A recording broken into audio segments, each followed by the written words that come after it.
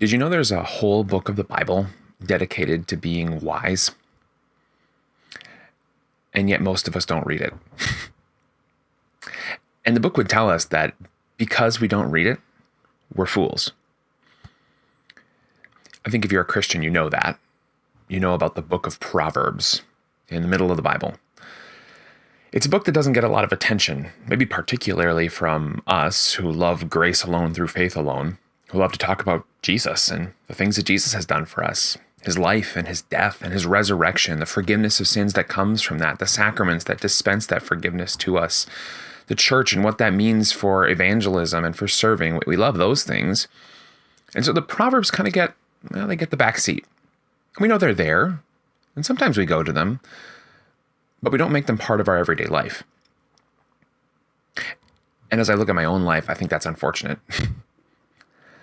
In many ways, I have not grown up. Sure, I had good parents. I particularly had a good father who was really intentional about helping me understand the way the world works and what God expects from me in this world. But I don't read the Proverbs. And so no matter how good my dad was, I'm not wise. And I'm guessing if you're like me, you feel that. You maybe felt it more in the last year, where you've probably thought some foolish things or done some foolish things, or at least been more aware of the foolishness of other people around you. It's probably more likely, which, by the way, is foolishness, to see other people's foolishness and not your own. And so I hope by studying the Proverbs, we can all grow in our wisdom.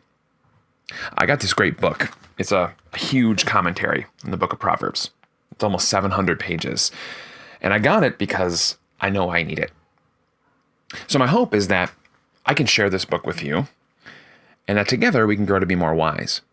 I don't claim to be an expert in the book of Proverbs, but I claim to have a book written by an expert on the book of Proverbs.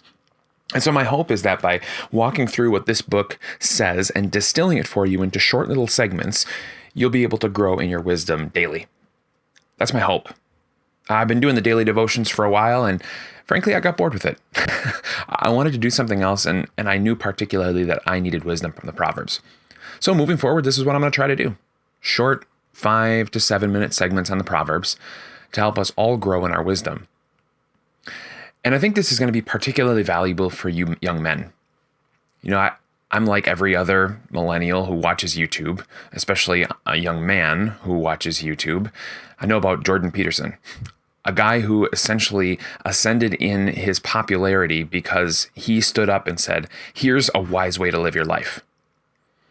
Now, I don't necessarily agree with everything that Jordan Peterson says, but his ascent to popularity illustrates something about you, young men, and me. We are looking for wisdom from a father. Like I said, some of us have great fathers, but our fathers are not as wise as Solomon. And so rather than go to secular wisdom from a guy like Jordan Peterson, let's go to God, who gave an unimaginable amount of wisdom to Solomon. And let's learn from him.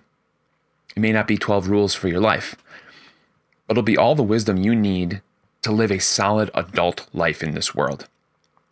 So I hope you'll join with me on this journey through Proverbs as we all get a little bit wiser. I'll catch you soon.